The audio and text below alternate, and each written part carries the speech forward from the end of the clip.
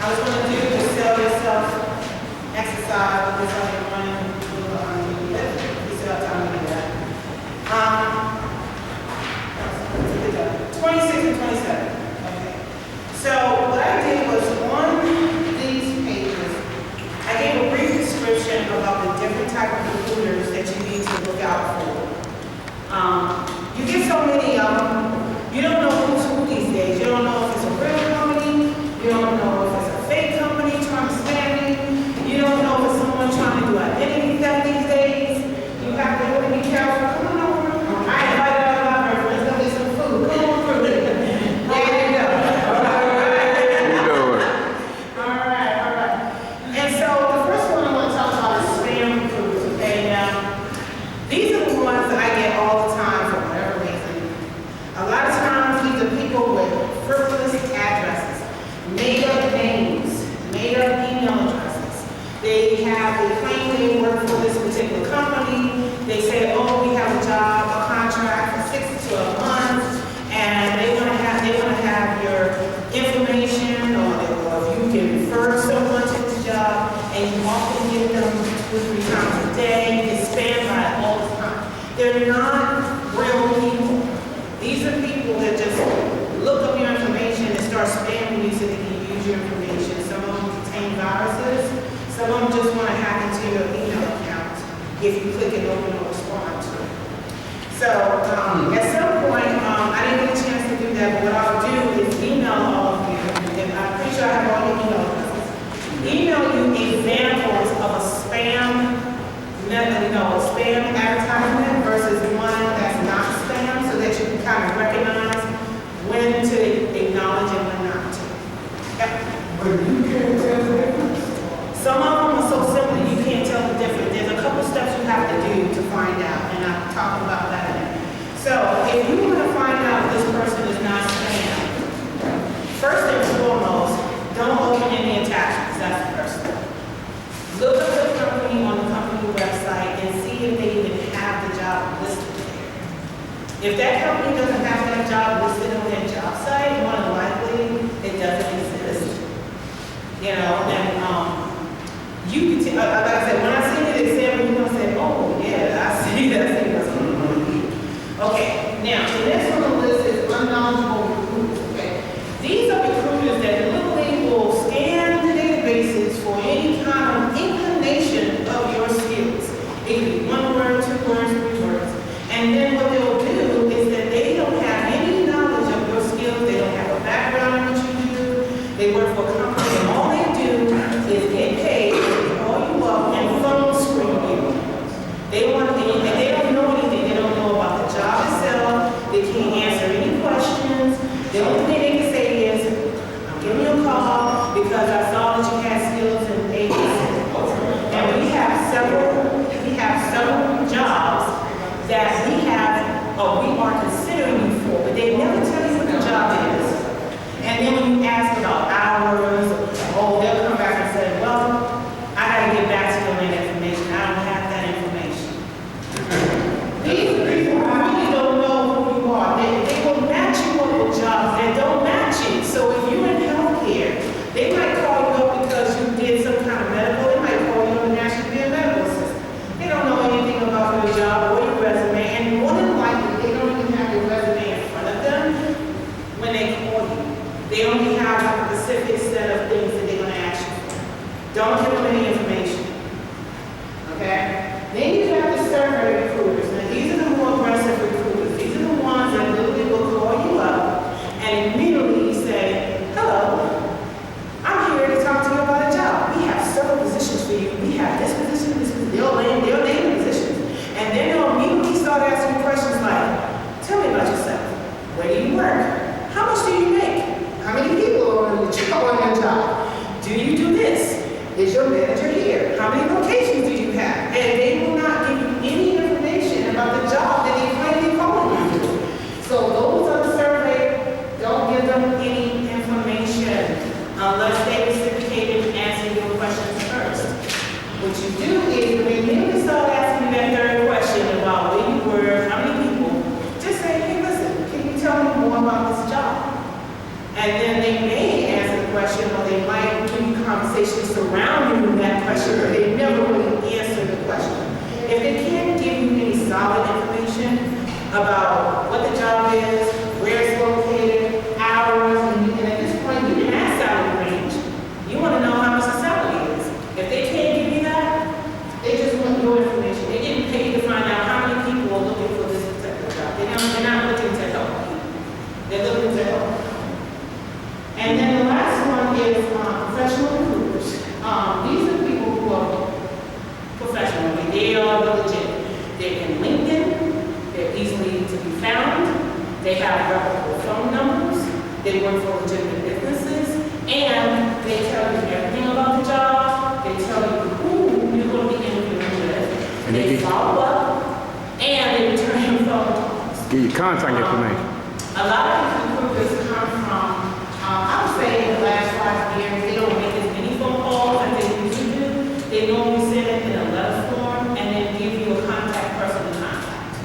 Okay? Versus the other three, well, I'll say the middle two, you're bound to get a phone call from one of these two. And it's most of the time, it's for jobs that you didn't even apply for. Yeah. That's when you know they fall into number 2 and number 3. But in any of these cases, just use them as practice. Every time you talk to one of them, just practice. Practice talking to them, practice asking them questions. You know, ask them more questions to the folks that ask you more questions. Now, how can they stop calling me? You know, I had this, for the last 2 weeks, this certain people be calling me, and they always follow up. I tell them their name, they say, we see that you have been on one of our websites. Right. I said, man, I haven't been on the website. Yeah. Please stop calling me. Right. Call Yeah. me. They're the same recruiters.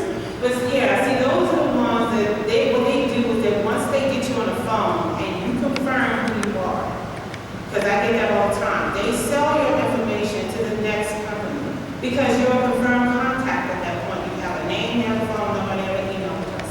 That is a marketable thing that they make money off of. When you answer the phone and say, yes, you're talking to Anthony Lawrence.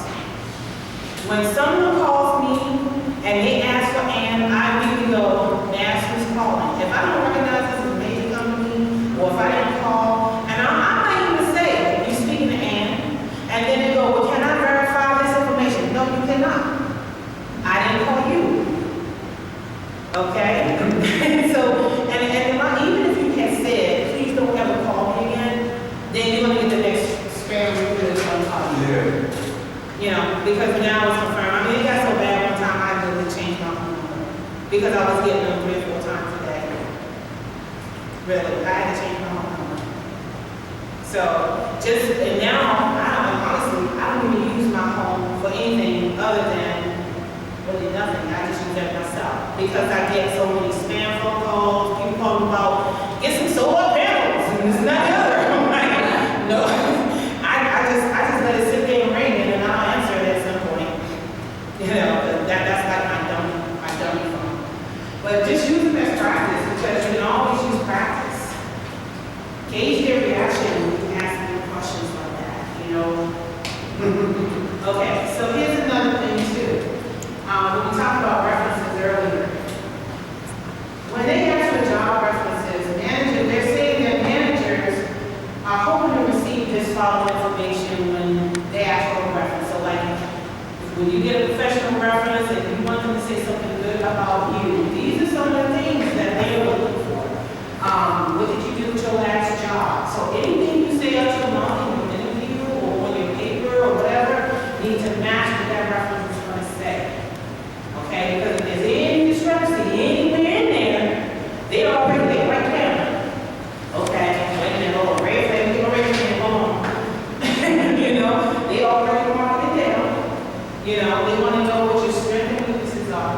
To be honest with you, when they read your resume, they already know what your strengths and weaknesses are. They already picked it out. Trust me, when they sit in front of you with a clean resume, they already got a scratched up one sitting on their desk.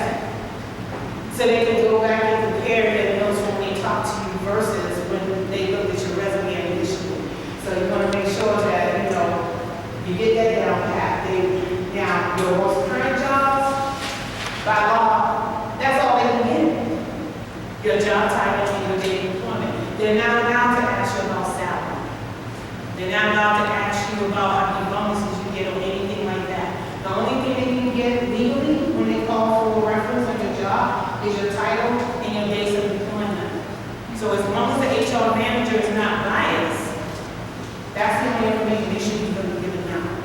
You set yourself up for failure if you give a reference from, someone that is supposed to be on your side. So be very selective of who you choose as your reference. You want somebody that's going to really speak highly of you, not kind of stab you in the back. So if that person happens to be your boss, find another manager other than your boss that can give you good reference at all costs. I'm serious, because there are a lot of managers that will do that and cause you not to get that next job because they say something negative about you. Okay? Description of the workplace, not sure why this came up, 8%. I guess some companies want to know if you worked in a very easygoing environment or was it a hostile environment, because if it was hostile, then they're going to be saying, oh, well, she worked in a hostile environment, she might bring some of that hostility over here. So, to me, that was a little surprising. And that also goes with the culture as well. And some of them just say, I just don't know what I'm doing this for. They just look at me to see what the person says.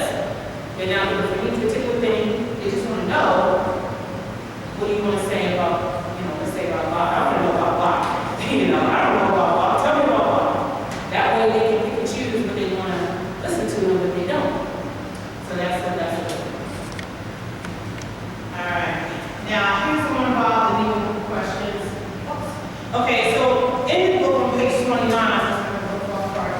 I just listed, just for your reference, I'll just point this out. 29 and 30 talks about the legal questions. There are tons and tons of legal questions, but these are the most popular ones. If you ever get a question, you're supposed to answer. It's really up to you if you want to answer these questions or not. But just know you do not have to answer anything that you feel uncomfortable with. You can always go back and say, how does this relate to the job in question? That is your safe question. If they ask you something about your birthday, where you're from, your religion, all that, as soon as they come up with that, just think EEOC, okay, equal employment opportunity, and say, how does this relate to the job in question? What duties will I have that will impact what you're asking? And they will have to explain it. And if they can't verbally explain it, then you can just really honestly say, well, I'm not obligated to answer that question.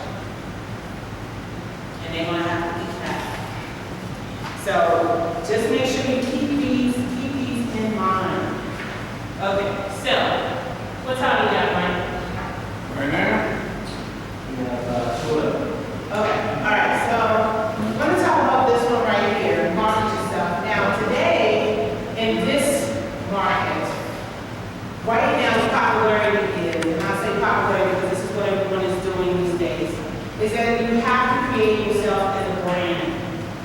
You have to sell yourself. You heard the term sell yourself for years and years and years. And now, sell yourself has actually turned into the word brand. Because you are a marketable person. You are someone that they are investing in. When every time that they hire someone, they're paying benefits, your salary, your leave, all that stuff. So it is an investment when they hire you. So when you market yourself as a brand, I can tell you from personal experience that I know managers right now that have resumes and it's already on your Facebook, they're already on your Twitter account, they're already on your LinkedIn account, they're on any kind of group you're associated with.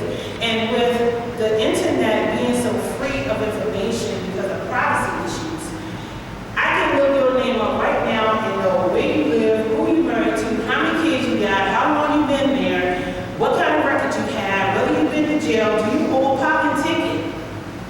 I did one on Mike yesterday and I found out everything about him. I didn't even know that he had 6 different addresses before we got together. Seriously, you are not private any longer in this world. You are not private at all. If you think that sitting in your house and not going out they have